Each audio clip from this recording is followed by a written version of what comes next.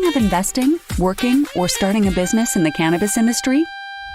We've got you covered right here on Plant Problems. Hosted by Tony Frischknecht, Plant Problems takes a different approach to cannabis than what you're seeing and hearing from the mainstream media. Come along with Tony and be in the know about how to invest, work, or start a cannabis business. Let's get the show started with your host, Tony Frischknecht.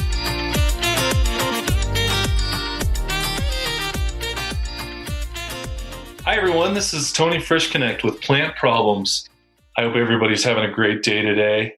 It's starting, summer is here, it's getting hot, we're enjoying the weather, and I know it's really tough for me to stay inside right now, so thank you guys so much for taking your time and spending it wherever you're at. If you're out enjoying the sun or you're walking around a mountainside or whatever you're doing today, or even this evening. So anyway, I have a great guest on today. The reason why I have him on is he's in his journey right now. This next gentleman has created a very interesting CBD company, and he comes to us in the midst of the building blocks. And so I hope some of you out there that are still trying to get started, not sure where they're headed, I want to be able to bring this gentleman's perspective to you so that you really understand that you don't always know where you're headed right out the start. It's kind of one of those things where you have an idea and it can be scary, right? So it's intimidating, but you have a small idea, but you don't have a complete roadmap. And for some of you out there may not have a roadmap at all. So I would hope that some of the information that I'm able to provide and my guest is able to provide will kind of help you either form that roadmap or say, maybe I was doing it all wrong. I don't know. Maybe I'll make a change. So my next guest has a master's in science in physiological, master's in public health, just started a business. He's a CEO and founder of Restorative CBD, and he's also a chief medical advisor at Nervala. I would like to introduce you guys to Charlie Piermarini. Charlie, thank you so much for being on the show today. How you doing? Good. I'm doing great. Thanks for having me.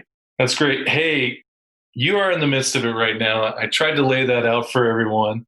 Can you help the audience by starting off where you were just a short year ago? Yeah. CBD journey for any of your listeners or for yourself, you understand it's not a straight path. It's very convoluted, very up and down. The problem is there is no roadmap for even the companies that are well established. The big ones, I won't name them, but they seem to have their stuff together, but they don't. You know, the FDA hasn't given us any guidance. It's a moving target. So everything from branding to claims to banking to website to marketing it's kind of all learn as you go. And that's what makes it fun. The challenge is fun, but the best part of why we all got into this is because we're actually helping people. And if you use that as your guiding light, and if you continue to make a company and to make products that actually are legitimate, and you actually want to educate your customers on how to use it and actually how to get benefit from it, you will be successful. So what was your calling? What was the main thing you're like, you know what? I want to be involved in CBD, but I'm not really sure what's the exact direction I want to head. What kind of brought you into the industry? I have a unique interest story. I'm a physician assistant. I've been working in pain management for 4 years. And so I started seeing a lot of patients utilize CBD products, and a lot of them were getting great relief. And then a lot of them weren't getting relief. And a lot of them were using products that per the bottle shouldn't have THC, but they were coming back positive for THC on their drug screens. And so I just saw a lot of riffraff kind of in the industry. And so I, not ever being taught anything about the endocannabinoid system or CBD or any of that stuff, and any of the master's degrees that I took it upon myself and just started reading published articles, teaching myself everything. And I just saw how amazing the endocannabinoid system is and how amazing this plant is. And I really just wanted to get legitimate products into the hands of people. And my company's not even about products. I have the products, but it's about education as a medical professional, educating not just patients, but educating other medical professionals about this product and about what it can and can't do. And so my journey is a little bit different, but I really think it's the same as anybody. Everybody that starts in the CBD industry has some type of buy-in. and why they started. So you're telling me basically that you really had no experience in the CBD world until not too long ago, right? Correct. About a year and a half, 2 years. I was like every other medical professional thinking that this was just that stupid marijuana stuff. And you just are using it to get high. You can't fool me, hippie. But, until I have a specific patient that has Alzheimer's, and she went from being basically couldn't converse, didn't even know my name. Basically, the visit was me and her husband kind of talking about her pain, to within 6 months, her remembering my birthday and asking me what I was doing for Christmas. And I one day stopped and I was like, what the heck? What is going on? And she started talking to me and saying, I know something's different and I'm feeling better and my pain is better. And I'm like, what is this? And her husband was like, we're using medical marijuana and CBD. And I was like, what the heck? So that's when I really took it serious. Hey everyone, Tony Frischknecht here with Plant Problems. I want to thank you guys for listening in, your why do this show. And I also want to thank you for leaving me a review, taking your precious 15 seconds of your time and spending it with me and sharing me what I do well and what I can improve on. So please go to plantproblem.com and leave those questions, comments, or reviews. All right, back to the show. So I know you're dealing with a lot of other patients right now, and you're kind of helping them through the process of kind of what you just discussed right there. Can you tell us about the program, what medically assisted CBD program that you have, that you've created? Yeah. So I trademarked that term late 2018, early 2019, just because I wanted patients, and again, not just patients, but other medical professionals, to understand that the products that they're getting are backed by a medical professional, lab tested, but also that we are all about education. I just created 2 online courses in order for people to educate themselves. I've written a book. I'm really just pushing this education, and I want people to understand these products aren't just a product, right? You can buy a product off the shelf, but this is backed by somebody that truly believes in these products and someone that actually truly believes in the education behind these products. Are you working with a patient one-on-one? Yes. So part of the medically assisted program is if you're in Phoenix, and I'm looking at doing telemedicine, but if you're here in Phoenix, sitting down with you and educating you about, cannabis and hemp and marijuana, everybody's endocannabinoid system is different. And so trying to help you get the best results for what, how you're using these products. And so sitting down with you, talking about potential contraindications, drug interactions, but just coaching you, this is a lot of these products will work. It just depends on, expectations of the patient, how they're taking it, routes of administration. So there's a lot that goes into this. And I don't want to leave people guessing about how to take this. Am I just taking 6 gummies? Am I just drinking the oil? What is it? So are there a lot of people in the industry right now you feel that are taking CBD seriously as a business and as a health product as well? Man, I think it's starting to clean up a little bit, especially with a lot of the published articles coming out about the crap products and the dangerous products. But I think it still needs to be cleaned up. A lot of us are waiting for the FDA to come down with some type of ruling. They really haven't given us anything, but I think there are people in here that got into it for legitimate reasons that do want to help people and make a legitimate business. And there are other people, obviously, that are in this just as, the green gold rush of, hey, I'm going to make some money off of this. I don't care what the product is, just whatever the cheapest cost is, and I'm going to sell it, that's fine, because cream always rises to the crop, as my dad says, and they'll be flushed out when people start realizing that the crap that they're selling is not real. Yeah. I think the education side of this is we have so much to learn. I think a lot of this will be helped out when more research is available. Guys like you are really looking at it as a true medicine for patient. And I think the more and more that people see that, they're really getting an understanding that, there's a separation between THC and CBD. How is that? I mean, how often do you hear that one? Yeah, I give the story. My mom's going to kill me, but I always give the story of my mom. My grandfather, her dad was a physician, and back in the 50s and 60s, so he was, hardcore allopathic medicine. So she didn't believe in any of the stuff that I do, dry needling, some of the stuff I do. And so it wasn't until she hurt her ankle and I was giving her some of my CBD cream, and she's like, man, this stuff really works. And so she starts telling me, I'm telling all my friends that you're selling that marijuana cream. And I'm like, Mom, you can't tell people I'm selling marijuana cream. I'm going to lose my medical license here. She's like, well, yeah, that's what it is. And so it's like, okay, this is what cannabis and this is hemp, hemp is cannabis, how these things work out. And so, but that's honestly the best part about this industry is just educating the public, even friends, they're like, hey, give me some of that stuff. I want to feel high. And I'm like, you're not going to get high. That's not the way this stuff works, and so if you want that, there's different products out there, but that's not what mine is. So it is educating, and it's fun because people that come to this industry are either at their last ditch effort or they're actually just truly interested in taking their health seriously and they want something alternative rather than just popping Percocets. Yeah, you just shared something that I want to touch on. The fact that you could lose your medical license. How serious is that? It's always in the back of my mind, and I'm very careful in the claims and the stuff that I do say, and it's there. I would say I wouldn't be the low-hanging fruit to lose my medical license. That's why I'm very careful on the products that I'm selling, the things that I talk about, things that I don't talk about, kind of letting people read between the lines when I say things, not making claims of pain relief or anything. So it's just overall health and wellness. So for physicians out there or physician's assistants or doctors that are wanting to find their way into the industry, what type of things you could suggest for them to be careful of when they approach this endeavor? That's a great question. What I tell my colleagues and some of my friends that are other, physicians or PAs is you have to educate yourself. You have to educate yourself because they don't teach us this stuff in school. And so if you don't understand how you're using these products and how these products are best used and what a potential contraindication is and interactions with medications, and you're still held liable. You can't have the I didn't know clause. It's, you're supposed to know, which is good and bad, but we can't know everything about everything, but you still got to at least educate yourself to have educated discussions with your patients. I've tried to use that I don't know cause a couple times in my life. Yeah, right. I use that with my fiance. I don't know what happened. Yeah, I've had some interesting encounters with law enforcement. Oh yeah, they don't really take the I don't know as a no.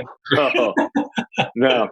Yeah, I mean, if you don't have your COA with your hemp flower, I mean, most people in the industry don't. It's very hard to tell a hemp flower versus a marijuana flower. They smell the same, they look the same, right? So you can't fault the police officer for looking at this and be like, well, this guy's got all this marijuana, arrest him. You're like, but it's actually hemp. And, but then the problem is a lot of the bad people, drug dealers, are using the fact that hemp is legal and they're shipping stuff that looks like in the COAs for hemp, but it's actually marijuana. And this industry is, man, we're still so young, and you know this better than anybody else of how long you've been in the cannabis industry, and the CBD industry is even younger. And so it cleans up. It makes more hurdles for everybody else. There was a large grow operation in southern Colorado 2 years ago. And these guys, they had been growing their THC product on the side and storing hemp product in their warehouse. Oh, God.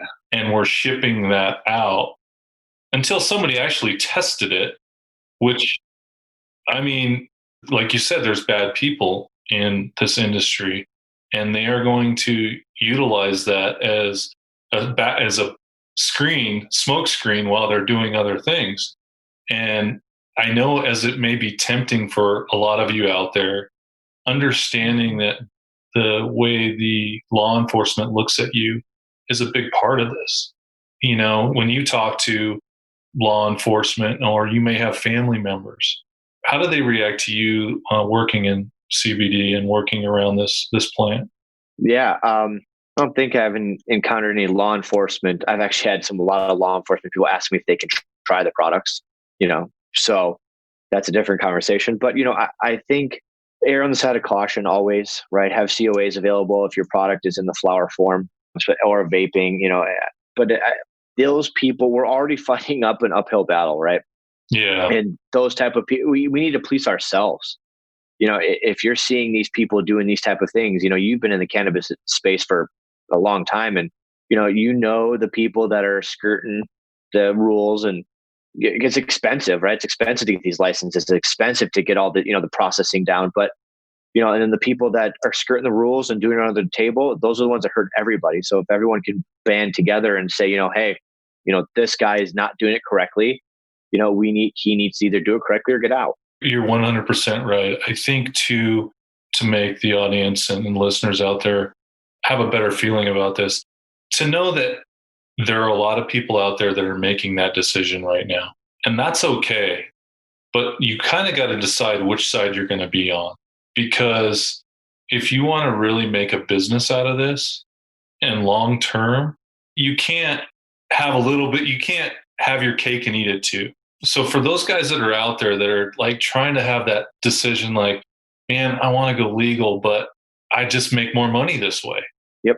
That is a dangerous direction to head.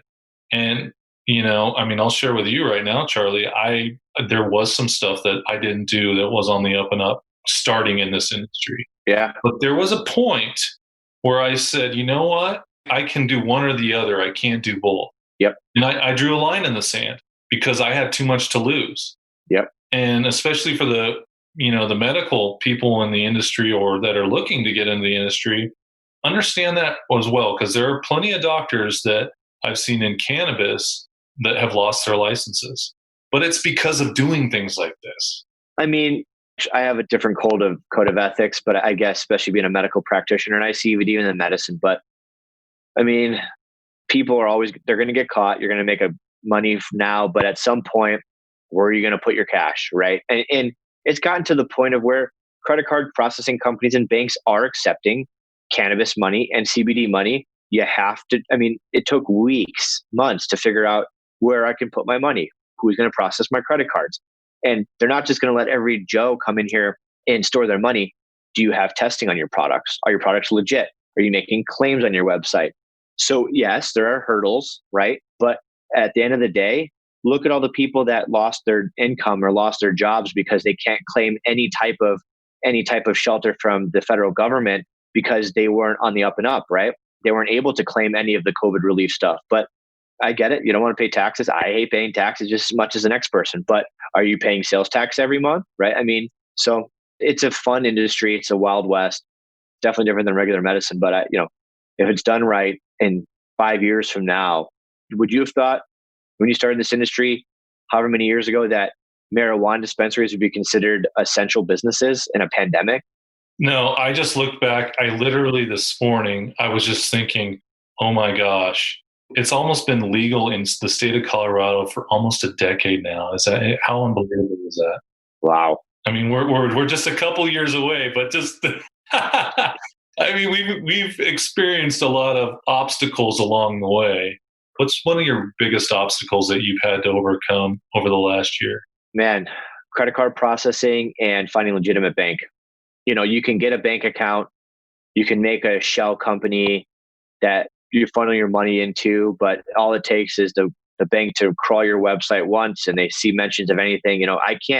My clinic website right now, I can't even advertise on Facebook because I mentioned CBD on my clinic website, even though I have a separate CBD company. And even though it's a federally legal substance, but they still, it's so convoluted. So you got to find, more interesting ways of how to advertise using affiliate. You have doctors affiliates. I use, sponsored athletes on Instagram. If you are an entrepreneur, this is a very good space to be in because you can be creative. You have to be creative because you can't do traditional marketing. You can't do I can't walk into Chase Bank and say, hey, I want a bank account. They're going to be like, yeah, okay. That's tough to understand. You've worked in business for a long time. So when you go and you're like, I can't get a simple bank account. Well, correct. Why not? It came down to it. There was a bank around here, just down the street from my clinic, where I had a bank account, walked in, my LLC, EIN, paperwork, everything, articles of organization, and I basically said, hey, I'd like to open a bank account. I'm a CBD business. Before we even start, do you guys accept it? So we don't have to, oh yeah, we accept you guys. Is great. All right, cool. We got to do a tour of your facility, make sure there's no paraphernalia. More than welcome to come by right now if you want. They're like, no, we'll schedule the meeting next week. All right, great. Initial deposit, everything up and going. 48 hours later, email had somewhere somebody said, nope, we're not doing any CBD banking because one person lied about their business, and now they do not take any CBD business from now on, even though I'm a medical clinic, and they said nope. So he hurt everybody. Yeah, the risks that they have to take on when they bring in anything between CBD or THC is basically their Fed depository. And so that's why they pushed us off for so long. But, just for the audience out there, it's not like that. It's not as bad as it used to be. No. Oh God, not when you were first starting.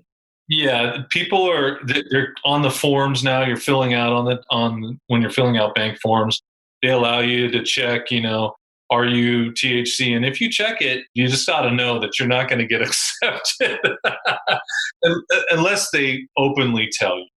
That's the only time I've seen it work. I think here on the Western side of the country, things are a lot more favorable for us now. I've talked to some other people that are back east that are dealing with political stuff. Banking is still really hard. So I'm hoping that wave is starting to creep over to them because I can feel it. So if you guys are listening on the East Coast, please understand that these are variances in where we're at right now. So if you don't see it, and oh well, those guys don't know what they're talking about. No, it hasn't reached you guys quite yet. And I think that is that's something that's going to happen very soon, guys. So please keep that in mind. It's going to get better, I promise. So back to Restorative CBD. I mean, you guys have created some pretty amazing product. It's working really well for you. What have you seen that sets it apart from a lot of the other companies out there that, because there's so many CBDs. When people are going, you have education, you have everything showing, but what do people say, this guy's got something different than most people? Is it the education and the product together? Is it the product? How does it all work? So being in the pain space for long periods of time, and just knowing physiology, I see a lot of people that need higher levels of CBD. So my tincture is 3,000 milligrams. It was a little bit higher, and we infuse it with terpenes, pinene being one of them. And pinene as a terpene is very anti-inflammatory and very pain relieving. So I think that's why, it's a really good mixture, and we put CBD in it. So it's a legitimate product, first off, but I don't want to bash other products. There are other legitimate people that are doing this. There's big companies that have got big money in this. Gronkowski is a sponsor for CBD Medic or whoever it is. I'm sure they're using CBD and everything, but I tried to formulate something that has 3,000 milligrams of CBD in a tincture. So it's a little bit higher dose. It's a little bit more value for your money. And, I'm just trying to provide good products. Yeah, I think when you say value for your money too is, what can I expect to get for my $100 from you as to what can I get for my $100 from company A, B, C, and D? Correct. And so when you're out there looking at that, like anything else, you got to read labels, right? And see what you're getting. But nutritional, that messes things up too because people can lie. Oh yeah. And one of the biggest gripes I have about the CBD industry is just how we label things about, my bottle of CBD says 3,000 milligrams, but we don't label other medications similarly, right? We don't label the total amount of aspirin's not 100,000 milligrams of aspirin, right? It's aspirin per dose or aspirin per pill. That's one of the biggest gripes because a lot of people don't understand when they see, my 750 milligram gummies. They're like, so wait, every gummy 750 milligram? Like, no, there's 30 of them. They're 25 each. So, but that's just the industry the way it is. Yeah, and it's growing up. There needs to be some standardizing happening. We're seeing it in our edibles industry out here in Colorado. Everything's kind of across the board now. For recreational, you're getting 10 milligrams per piece, max up to 100 milligrams per pack. So you're kind of seeing that consistency along the way. And so as more markets mature, that's what we're starting to see is those standardizations, which will make it much easier for the patient or the user at the end of the day be able to tell, oh, I know what I'm getting now. And again, going back to education and seeing what I wanted before I know we don't have much time. So I wanted to talk about changing some Arizona law. You were able to get law changed so that physician assistants were able to prescribe CBD. That seems like it was pretty challenging. How did you start down that road? What happened there? So just to clarify, we've always been able to prescribe CBD. I tried to change the law to get us to be able to recommend cannabis, full cannabis. Oh, okay. Yeah. So I met with legislator Pamela Haney Powers, great cannabis advocate here. And I went to the state capitol a couple times. They rewrote the law because they forgot, I don't know if they forgot on purpose, but didn't include PAs and NPs in the cannabis recommendation. And so we changed it. I had 12 Democratic legislators on my side, passed 2 votes, and then it got killed in a committee by some anti-cannabis people. They didn't want more, access to cannabis. So, but at least I got the law, rewritten, and it didn't make it all the way through, but at least, I made some waves, and we're going to try again next year because I want the ability to be able to recommend to my patients full cannabis if they're able to take it. So just trying to make waves, I think it's a great alternative, and people nowadays are really looking for more natural and alternative medicines rather than just taking pills. Well, I know that it's tough to change laws, so it's not a surprise that it happened, but it doesn't sound like it stopped you from what you're telling me. No, we're going to try again. The COVID stuff kind of derailed it a little bit, but yeah, I'm going to try and get the law kind of rewritten and voted back on again, and maybe put on the ballot next year. And so we're trying. Cool. Very cool. One last thing. I love some of the information that you're sharing. You also have a podcast that you're starting here. What's the name of your podcast? Yeah, it's called Medically Assisted CBD, same as my trademark. And can't wait to interview you, get your perspective. And, I'll definitely be on. Yeah, but it's a mixture of education, short. I record 5, 10, 15-minute podcasts just about educating certain aspects of the industry. And I do interviews with, next week I got one of my doctor friends coming on, one of my mentors, and have a couple other doctors and some CEOs and lawyers and marketing professionals, just trying to get a whole, overview of the cannabis CBD and specifically CBD industry. Very cool. Well, if people want to reach out to you, what is the best way to contact you? Restorativecbd.com, my website. I've got all my contact information, email, phone number, my full product lines on there. I upload all my videos and podcasts and stuff there too. Awesome. Well, Charlie, thank you so much for being on today. And I want to thank you, the audience, for tuning in today and taking a few minutes of your precious time. We know you guys have so many places to get information. I want to be able to provide you with some really unique stuff. So hopefully I've done some of that for you today. But if you guys have any more questions or you would like to comment on this episode or any other episode, please check out plantproblem.com. That's plantproblem.com. And I'm sure you'll be able to find one of those. I've got about 50 podcasts right now that are posted there. So one of any number of them will touch on a subject that I'm sure you're curious about. So, well, Charlie, thank you so much for joining us today. And thank you to the listeners out there. This is the reason why I do this. And I hope that I can help you so much more in the future. So thanks a lot, guys. Have a great day. You've just listened to another insightful episode of Plant Problems. If you like what you heard so far, don't forget to tell your friends and colleagues. For additional resources or to leave a review, head over to plantproblems.com. Join us again next week on Plant Problems with Tony Frischknecht. We look forward to having conversations with you as we go along this journey.